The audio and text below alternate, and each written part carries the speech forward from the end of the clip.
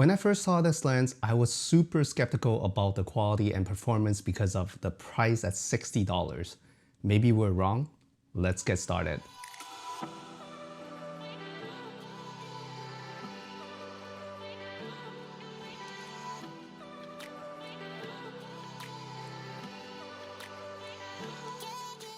Yes, this is a $60 50mm f1.8 prime lens for Canon EF mount cameras. I sold my Canon M50 and EOS R and switched to Blackmagic Pocket Cinema Camera 6K to focus on video mainly, but it is still using Canon EF mount, just not full frame. To be honest with you, the packaging of the Yongnuo lens is not bad at all. The box is very solid and not cheap at all. Of course, when you take the lens out, it is wrapped with 2 plastic bags and the front and back of the lens are protected by some blue peel-off tape. This is the first time I've seen it, but it is not a bad idea as long as it is effective. The lens is super light. I had a couple of 50mm f1.8 lenses before, but it is much lighter than a lot of OEM 50mm f1.8 lenses. I would say about 50% lighter. This lens also does not have image stabilization built in. So if you don't have built-in stabilization on your camera, don't get this lens unless you will use your camera with a tripod or gimbal. This lightweight lens will give you very shaky photos and videos. Another thing is also about the build quality of the lens. It feels cheap. Full plastic body, even the mount is plastic. So don't try to go too rough on it, especially when you are mounting the lens onto your camera. The focus ring is on the very edge of the lens, which does take some time to get used to. When manually focusing, it works pretty well, but the ring is super loose and moving it slightly will make your image out of focus. Just watch out for that.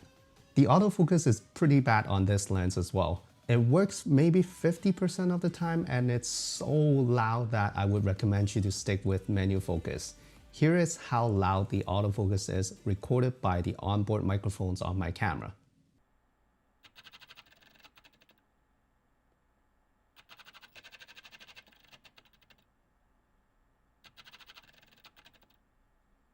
It's really loud.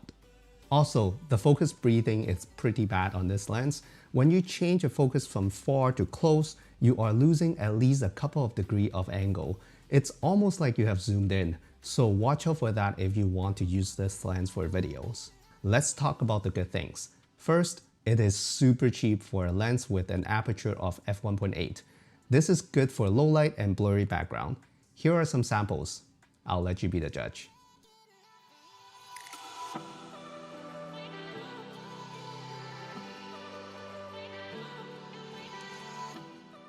The bokeh of this lens is surprisingly nice and round when it is wide open at f1.8, even nicer than some of the more expensive lenses. When you stop it down to, let's say, f4, it has a hexagon kind of shape, so it is pretty unique and fun. I don't see any vignetting when I'm filming with the Yongnuo 50mm f1.8 lens. Here are some samples of me stopping down to check for vignetting. Keep in mind, I don't have a Canon photo camera anymore, so hopefully these tests can still give you a general idea.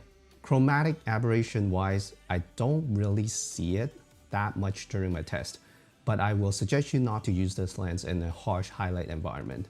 Sharpness wise, this lens is not bad at all. Here are some video samples at f1.8, f2.8 and f4. I'll let you be the judge.